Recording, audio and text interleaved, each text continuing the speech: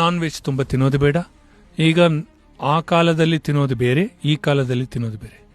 ಈಗ it has been produced as per your demand. ಆ ಕಾಲದಲ್ಲಿ ಆ ಥರ ಇಲ್ಲ.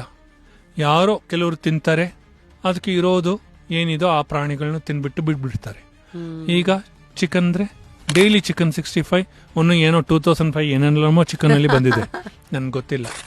ಆಯ್ತಾ, ಅದೆಲ್ಲ ಅಷ್ಟಕ್ಕೆ ಪ್ರೊಡ್ಯೂಸ್ ಮಾಡಬೇಕು ಅಂದ್ರೆ ಅಷ್ಟು ಎಕ್ಸ್ ತಿಂದ್ರೆ ಶಕ್ತಿ ಬರುತ್ತೆ ಅಂತ ಹೇಳ್ತಾರೆ. ಏನಿಲ್ಲ, ನೀ ಜಿಮ್ ಅವನ್ನ ಕರ್ಕೊಂಡು ಬಾ, ಬಾರ್ಡರ್ ಸೆಕ್ಯೂರಿಟಿ ಫೋರ್ಸ್ ಅವನ್ನ ಕರ್ಕೊಂಡು ಬಾ, ನಾನು ಒಂದು ಕೈ ಬೆರಲ್ ಇಟ್ಟರೆ ಸಾಕು ಡ್ಯಾನ್ಸ್ ಮಾಡ್ತಾರೆ.